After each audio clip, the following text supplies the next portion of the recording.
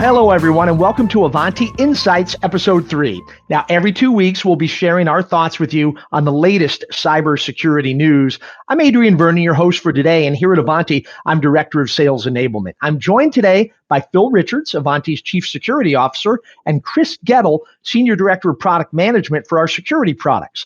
Now, Chris, in our previous episode 2 weeks ago, we had the chance to meet Phil and get to know him a little more personally because you, unfortunately, were not able to join us. So, Chris, we turn the spotlight on you now. Let's begin with your 15-second professional bio. Who is Chris Gettle as it relates to security products? Hey, Adrian. Yeah, I've been with Ivanti through a number of acquisitions over the years here. I came originally out of a small patch management company, spent some time at a large company called VMware, and then came over to what is now known as Ivanti. So been in the space of helping companies to address software updates, security vulnerabilities, and now a broader variety of security concerns like passwords and privilege management, application control, antivirus, mobile threat defense. So we focus on a lot of different topics here at Ivanti as far as security is concerned. I've also done a lot around, some of you may know our Patch Tuesday series, where we focus a lot around talking about breaches and vulnerabilities and what should be prioritized and addressed first. Definitely been around for 16 plus years in this space and helping people to make sense of the massive things out there putting us all at risk. And Chris, when you're away from the office, trying not to think of cybersecurity news and relax in some way or form, what do you like to do for fun? Oh, a couple of things. So I'm a home brewer, so I actually brew my own beer. I do make my own wine as well. That's more for my wife than me, but yeah, I do a lot of home brewing. So right now on tap at home, I've got an Irish red ale and a Scotch ale that is getting me through the COVID era here. So doing all right in that front. Otherwise, I do a lot of PC gaming as well. Yeah. Those are probably my two favorite hobbies. I have a 14-year-old son. He's big on Fortnite. You dabble in Fortnite as well? Not my son plays a bit of Fortnite. The game that I've been playing most recently is called Valheim. It's an interesting online kind of survival sandbox game, but you basically become a Viking and go and fight the evil things that are trying to threaten Valheim. So it's a fun game. A couple of friends of mine are playing that. So we were one of the original Vikings to join. Now there's over 3 million people actively playing this game in just a few weeks' time. So yeah. Wow. Okay. And probably still growing as we speak. All right. We appreciate you sharing that, Chris. It's good to get to know you a little bit more. Now let's talk security. So gentlemen, today our focus, it's going to be social media as a whole, but let's begin with some hot news. In Clubhouse, this audio only social network where members can gather in virtual rooms. They can listen to one another speak. It's really a hot app right now. And you must be invited to join Clubhouse from someone who is already a member.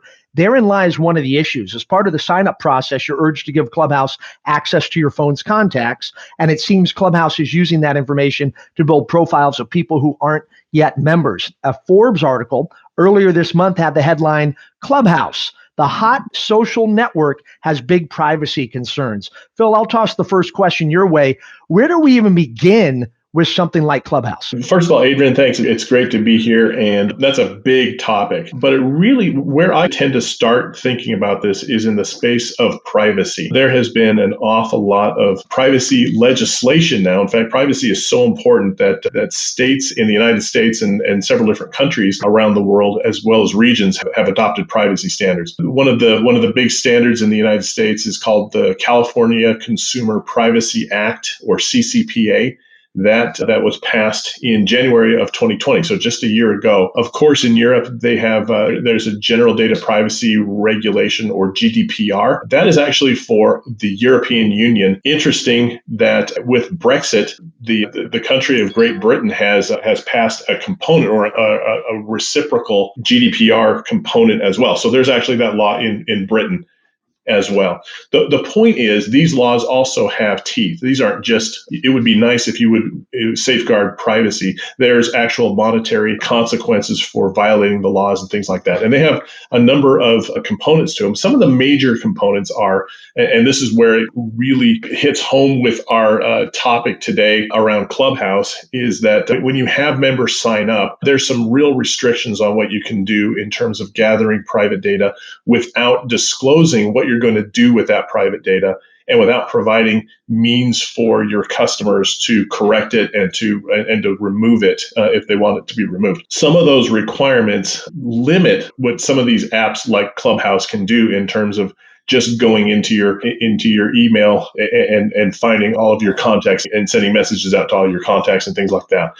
At least on paper. The problem, of course, is there's a number of companies that are still working or behaving in these ways that are against the rules or against some of these laws. And it's just a matter of when will the prosecution get to the point where they can enforce some of the regulations that they've put in place in some of these places. So there's a lot going on in this space. One of the first things that I want to think about is privacy, how it affects not only Clubhouse, but social media apps in general. And I do think that's an interesting area of discussion because there is so much that's changing and being and different in that space compared to even just 3-4 years ago. Okay. So, Chris, let me ask you. So, Phil's indicating, hey, yes, Clubhouse is in the news right now. They're a hot app, but this extends way beyond Clubhouse. But with something like this, when we talk about the privacy concerns, what is it that if I'm in Clubhouse, for example, and I'm doing this on my own time, how am I potentially exposing my corporate network here at Ivanti as an employee? Yeah, and this is very true of many social media platforms in general. One thing to understand as you do this is you should never expect that everything you do on these social platforms is private. A lot of times there are different things that can be looking at or data collectors that could be aggregating data that we aren't very aware of. This has happened many times. There was Cambridge Analytica with Facebook before. There's a recent set of issues going on with a major data broker called Social Data that was aggregating data from TikTok, from YouTube, from other sources. They're taking a lot of this information, aggregating it, and looking at it from a variety of different purposes. And that is one major concern with that. The way that they're approaching trying to branch out their network is, hey, I'm going to encourage you as a new sign up, a new member of our platform to invite some of your friends. So their whole, hey, here's 2 invites, go invite them. By the way, something that I remember very distinctly back in the Gmail days when it was in beta, you had 2 invites and everybody was all excited. Hey, I know somebody who's got invites. They're going to give me one and I'll give you one. It's like it became this craze and it took off very quickly. That's working to their favor. The thing that's happening behind the scenes that we all have to be conscious of, though, is as it's doing that, it's going into your contacts. It's going into all of that information and it's building a data web. It's connecting these dots. What can that data be used for, good or ill? And that's the thing we always have to be cognizant of and aware of as we do that. The military bases around the world from multiple governments had to start to raise concerns about fitness apps and GPS location. There were cases in 2018 and 2019 of bases being fully mapped as far as where military personnel were jogging and running throughout those facilities, mapping the grounds, mapping the paths that they might be taking. All of these things can be used in different and interesting ways that we don't think about on a day-to-day basis. Corporations that have banned smartphones in general from certain types of meetings. If you're going into an innovation meeting or a boardroom meeting, no smartphones. How many times have you been in a meeting where Siri on somebody's phone suddenly goes off saying, I didn't quite catch that? Siri is always listening. When you connect up with one of these social platforms, think about all the things it asks for. Access to your audio, access to video, access to contacts. All of those things that app could now scrape. In fact, this Clubhouse app already has its first significant data issue. Somebody found a way to use JavaScript to basically scrape audio conversations already. So this news just broke in the last couple of days here. Security and privacy issues are definitely one issue. Security, but how could this be used in other ways against us? It's interesting. Some of the things that Chris says are just so indicative of kind of the lifestyle that we're living now, where we feel like we have to trade our private data for access to these quote unquote free apps so that we've been able to get access to them. The issue also exists with companies that collect our data when we're not even aware that they're collecting our data. My mind goes back to the Equifax breach of a few years ago, where Equifax was, we're not consumers of Equifax. As a person, I don't go in and look at other people's credit reports or anything like that. We're actually just the data. And Equifax used that as justification for being able to hold a lot of data without talking to the people whose data it was, the people who owned that data. So you and I, the consumers, never allowed Equifax or TRW or any of those companies to get and collect your data. That's because we're not the subjects of that data. We're not the customers. And some of the things that these laws, this California Consumer Protection Act, Privacy Act, as well as GDPR, some of the things they do is require these companies to provide you with information about what they're storing about you, how they're using that data, and give you an opportunity to correct and modify and change it and things like that. So there's some rules in these laws that allow you to be protected, but these laws are not global. They're certainly not universal. And so a large portion, especially of folks here in the United States, simply aren't covered by any of these kind of laws or regulations which protect your ability to maintain your own data and also to be able to make changes to it and decide if you want to trade your private data for access to a particular application. And you know what? Even along those lines, I'd ask you guys, how often does someone go in there, and even if you have the right to, as you say, go in there and change, modify your data, how many average people out there actually do that? It's, oh, I'm presented with this thing. Yep, I'll click agree, and I'll move on and dive into the app. So what advice do you have for folks out there? From my perspective, I guess a couple of things to think about. Number one is be a careful steward. Make sure that who's using your data and what they're using it for.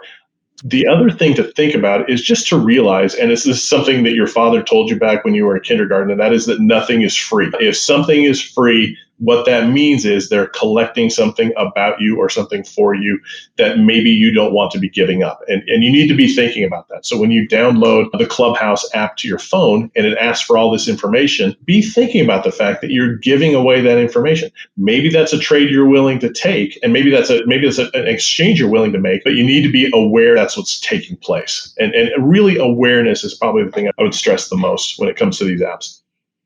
Yeah. Okay. And I would say from a corporate standpoint, we had a lot of people rethinking how they engage with vendors. There's a lot more companies scrutinizing and asking tough questions of vendors that they buy product from. I know that in engagements that I've had with companies that are investigating and looking to purchase Ivanti products, that's been ramping up over time.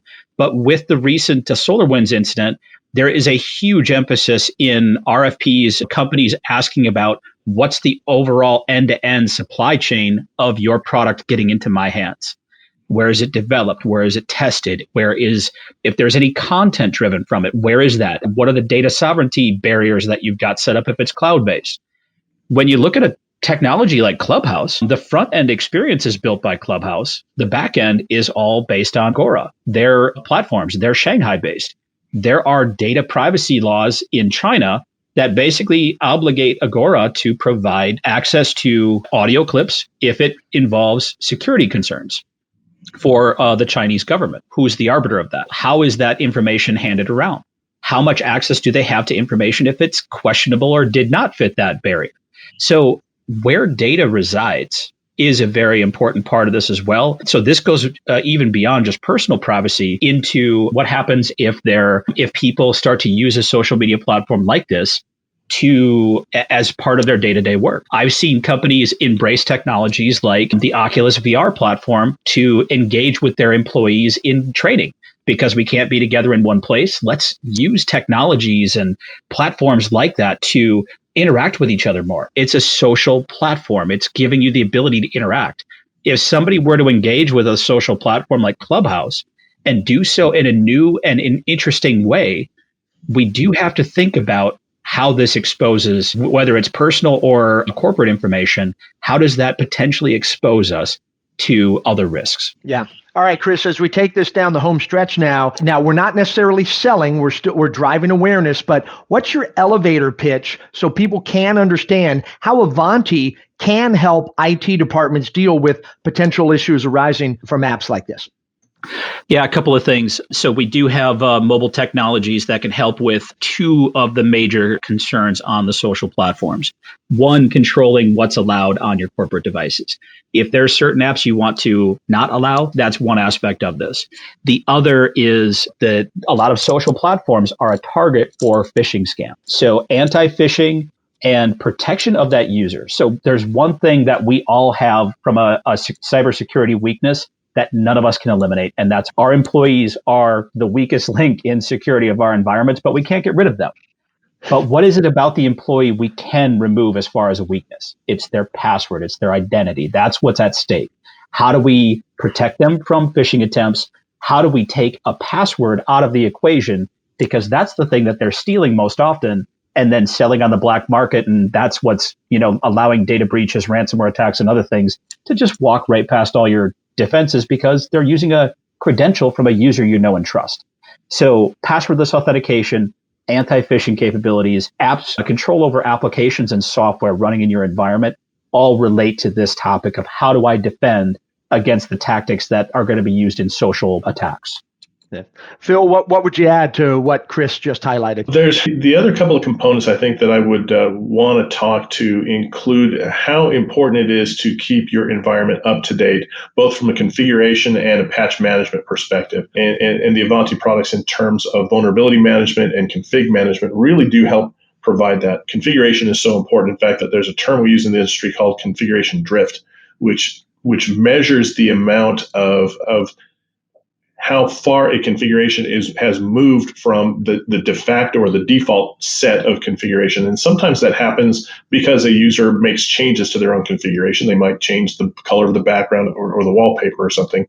But it also happens because of applications that get installed. Sometimes applications need to modify the configuration so they can run. Sometimes they modify configuration values just because they want to make it easier for systems to have access to more of your environment. And configuration management solutions like Ivanti have will help keep some of those in check and keep those configurations aligned.